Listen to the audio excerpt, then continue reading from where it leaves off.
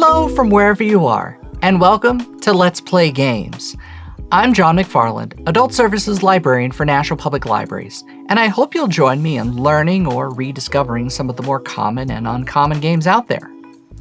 Last time we went into Risk, a game of conquest with your friends and family.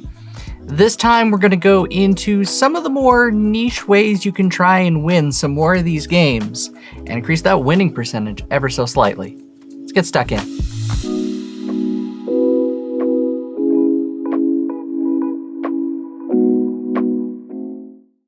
So let's pick up where we left off last time. We've got ourselves a game in progress.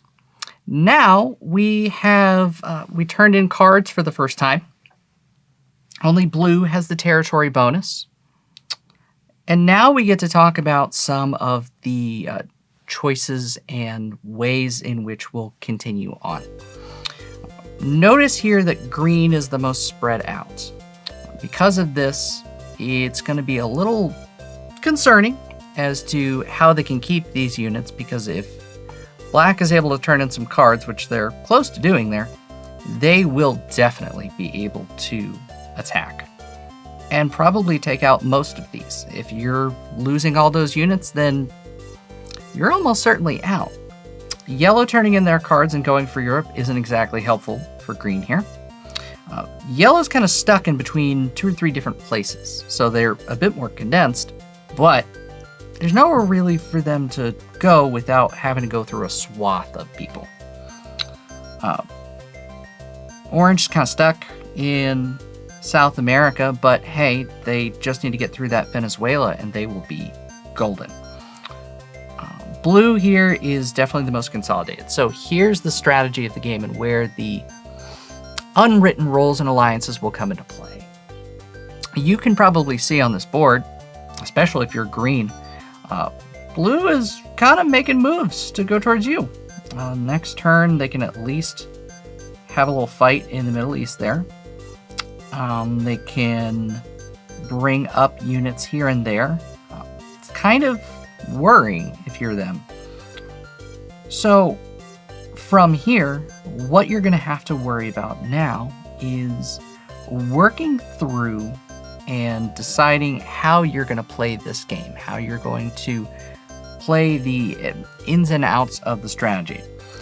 So I've been trying to keep the strategies and get things more organized here separate, but I want to talk about a little with the movement points here and why they're so important across the continents. So we talked last time about Indonesia there being important here because it's the only point into Australia. We talked about North America here having this line all the way across the board. So notice how there's only 1 unit in Alaska. They've got 2 in Chamkatka. That is technically more efficient simply because they can at least defend with 2 die there and get 1 die there. So they will have a nice little defense there. They're keeping those in Central America. They can't get rid of them because otherwise this yellow player might think, okay, let me just go up for North America. They are gambling everything on the idea that this will work. They can take control of North America. So let's continue with the orange player here. They're going to get their 3. They want South America and they want it now. So they're going to have a nice little combat with Venezuela here. Let's get the 2 here. That's 2 loss for yellow. They've still got 2. Lost 1. Now it's... And there we go. So now at this point, they have the continent shored up. They're going to get their 1 card, cavalry, so they'll be able to turn in next turn.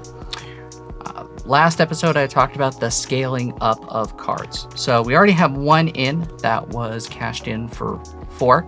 The next set will be for 6, 8, 10, 12, then, like I discussed, 15, 20, 25, onward and upward. And here's where you can hold back just a teensy bit. So let's take a look at their cards here. They've got Russia, Eastern Australia, Great Britain, and the Middle East. None of which are particularly helpful here for them, but they technically can play if they want. You don't have to, unless you have 5 cards. So think about it mathematically here. There is a wild card out there. There are 3 different possibilities of types of cards you could get. The infantry, artillery, and cavalry. If you have 5, you're guaranteed to have a combination that will meet the criteria for turning in cards. So technically, if they know that there's some other options here, we know they're not ready to turn in yet, they're not ready to turn in yet, and they're not ready to turn in yet. And also, they might choose to hold back because they can go through one more round and see if 6 units becomes 8. Unless they need those units and they need it now. So let me divvy up here. We're going to leave 4 in Venezuela and in Brazil. So here's where we get to talk about on their next turn. They're guaranteed those 2 units until somebody can dislodge them.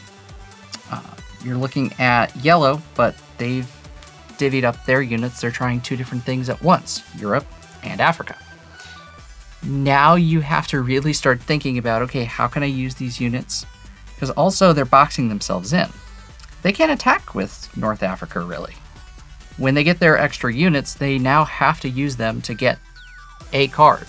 Getting a card is probably one of the most important things of your turn, which is why people are willing to concentrate their units a lot harder so that they can get at least 1 card that turn and then contract it. They'll leave it exposed.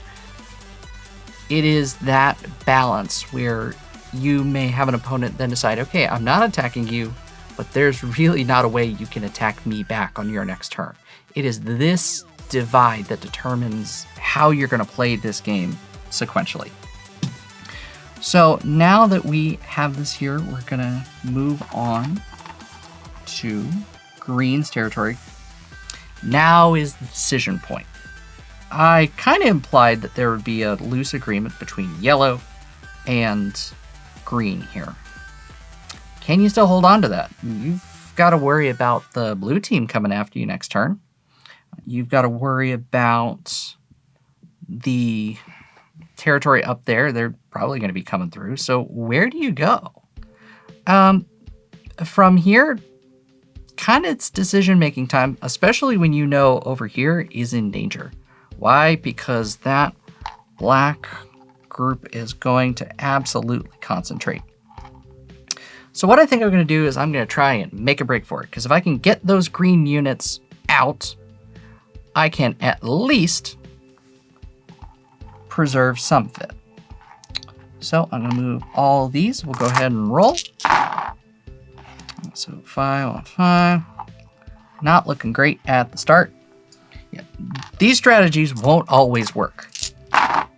That is part of it. 1 on 1. And we still got 3 there. Lost 1. And lost 1. There we go. So they've taken this territory, they've gotten cards, and then with their movement to shore up, they can get 2 of these out. They're kind of ceding control over here. Just because having the right number of units is what's going to be so important. Right now they're going to have enough to turn in on their next turn. So for green, they're hoping that somebody else turns in over the course, because 6 now becomes 8. With blue, now you've got to wonder, how are you going to use this? Because now you can start off with 5 as a reinforcement. You got 1, 2, 3, 4, 5, 6, 7, 8, 9, 10, 11. If you can take and hold on to 1 more territory for an entire turn, you now are going to have 12. Divisible by 3, 4. So your 5 turns into 6. You've also got to wonder about every other person sees what you have here. And it's kind of dangerous, So as players, you'll probably start talking. Talking is encouraged throughout the course of this game, where you say, time to start allying against blue, right? Everyone's like, yep, right. So we'll have them take Japan here. We'll scooch them. We'll go ahead and do this. 5 and a 4. Each side loses 1. And then they lose Kamchatka. I'm going to bring all their stuff forward. Now remember, they want to preserve Japan, but the good news is that Japan is able to connect through Kamchatka and Mongolia.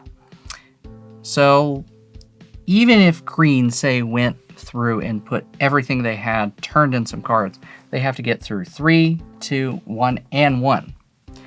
And when they're trying to play against other people, that is the decision making you're going to go through. So for here, you're going to say that's your turn, and I'll draw a card for them. They're going to be able to turn in units at some point as well. Now you're going to say, okay, where am I going to go? They're probably not focused here, so I'm not going to worry about them too much.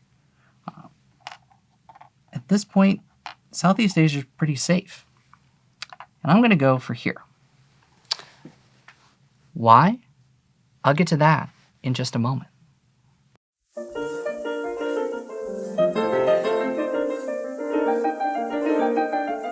In all of the games in this series, I always like mentioning the influence of the internet. The internet was a wonderful haven for Risk. It was relatively simple to code or bring online in a not labeled version. And it took off because it was easy to connect, easy to play concurrently. You could have the same number of players. And it also became easier to make this into video games or an internet website. That's actually where I learned a large part of my Risk strategy, was playing against people online rather than playing against people sitting around a board table. So I always recommend, if you want to get better at games like this, try the internet. It usually pays off. So we're a little bit further along in this game, and now we've started to see some, what I'm going to call some fault lines develop. Notice that green's pile of units in the Middle East is the only thing that's stopping blue from having all of Asia covered. They've got that cavalry that I moved there earlier stuck there for an intentional reason. They want to make sure that they can preserve their turf. But there's a particular reason why black has a reason for concern, because they had to use a whole bunch of units in order to finally get green out of here. And green was able to escape some units. They got 1 unit right there. What they're going to do is they're going to try and put as much defense over here as possible. Because blue can waltz in, and if that falls, black has lost a majority of their units. They've really stretched themselves thin, and they've got 2 different places where they could be in significant trouble. So blue is kind of half a mind to do that. Yellow is still kind of stuck where they're at. There's been a lot of back and forth unit losses on this one. Green's rolled really well, which means that they've been able to preserve their units a whole lot at the expense of yellow. Orange is continuing to buffer their spot. Notice they've got this 10 spot right here. They're going to make it really difficult for anyone trying to attack to make it all the way through. So this is where the pieces can sometimes get a little odd and change hands and have to be changed out fairly quickly, simply because we're now dealing with the idea of, okay, where do we go from here? And now what you can kind of do is, as long as you can take 1 territory, and you notice that I've spent a lot of time, I'll take a territory, and then I'll move all those units back, and I'll keep 1 there, or maybe even 2 there, depending. The reason for this is I know that they're also going to have this system of, okay, I need that one territory.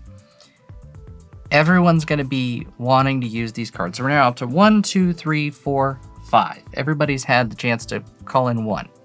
Remember that we had 4, 6, 8, 10, 12. The next one's going to be 15. So everyone's kind of waiting to see who gets that 15 unit, because now you can really start using these units in a combined and condensed way. And everybody's got to figure out, okay, who's going down first? This is where the turtling comes into play.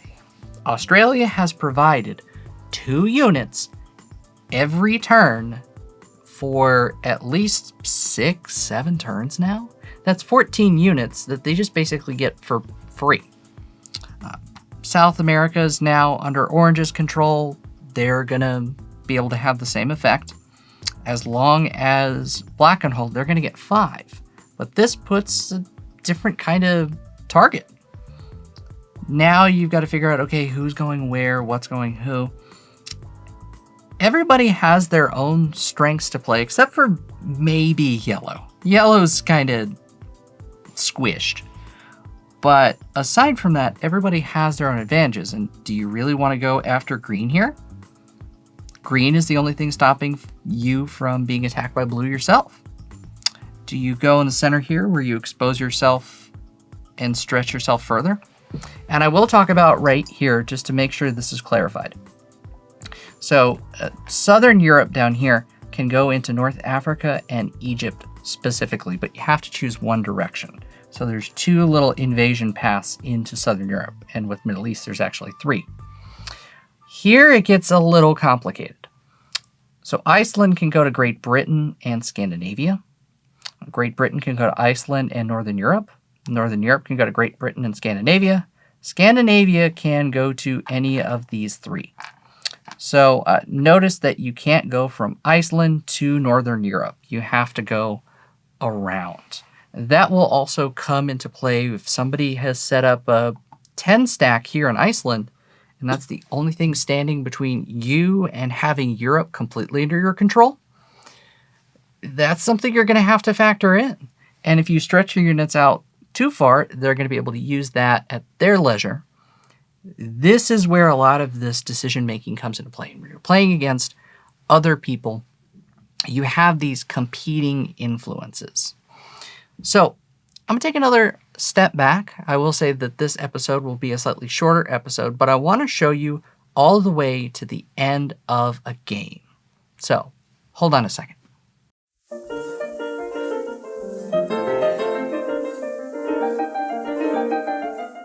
One of the last things I want to talk about with the board game Risk is the concept of Risk Legacy. It is the introduction to, as we're familiar with it now, a legacy game. What's that, you ask?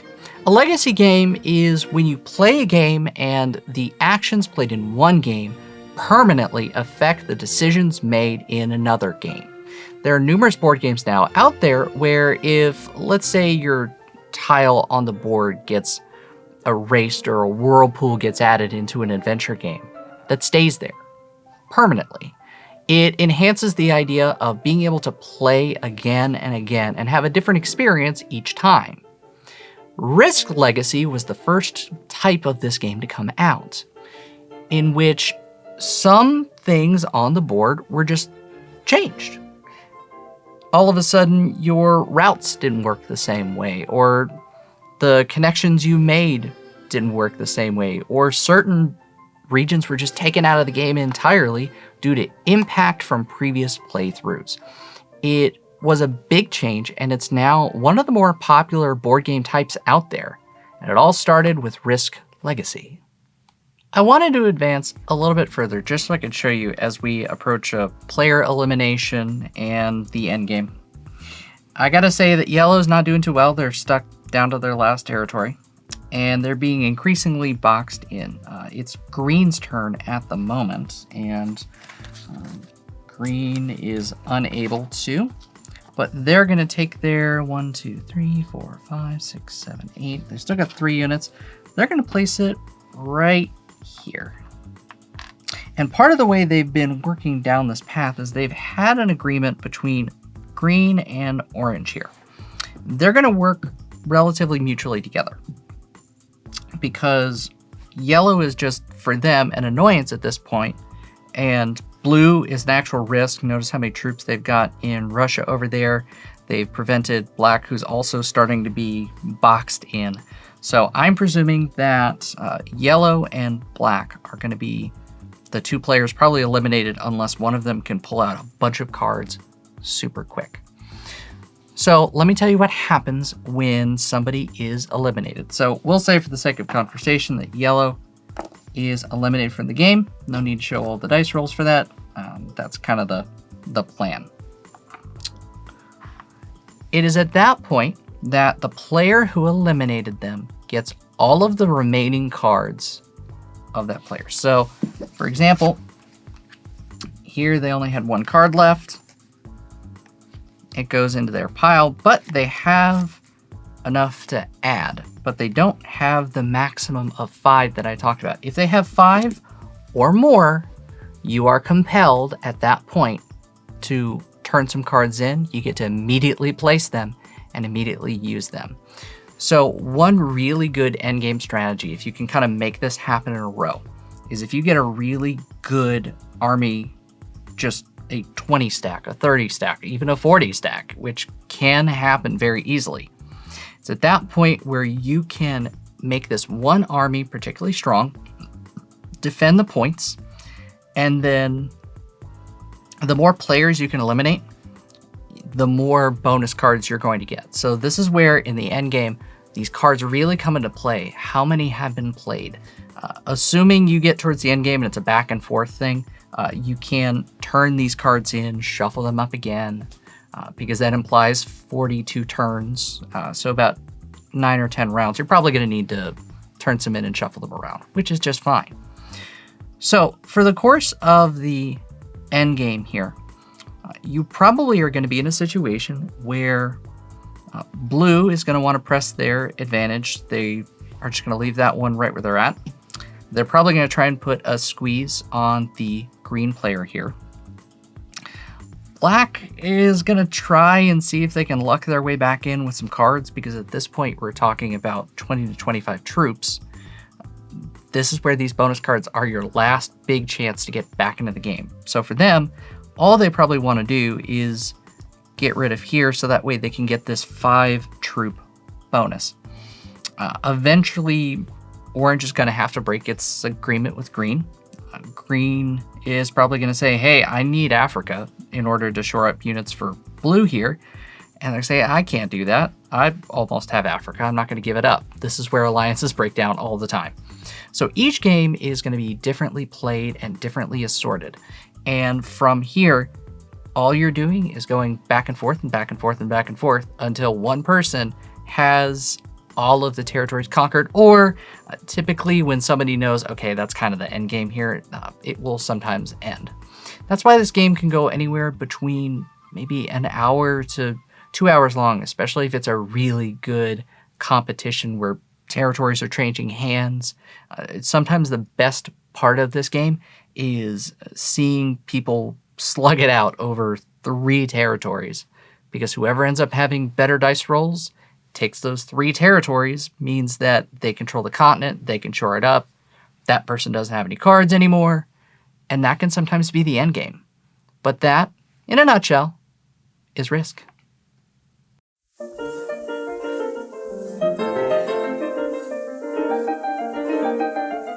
So, you may find yourself wondering over the course of learning this game, why is the infantry unit the smallest one, the cavalry unit the mid one, and the artillery one the largest one? In the context of this game, we usually see design for 17th and 18th century warfare. The artillery unit was the most important unit in the grand scheme of things. Because of their power and the way they can control the battlefield during this time period, if you didn't have an artillery unit, you were in a world of hurt. So throughout most of the Revolutionary War in the Americas, in the Latin American Wars of Independence, in the Napoleonic era, which is really a focused generalization of this game, if you didn't have artillery, you weren't going to be on the battlefield.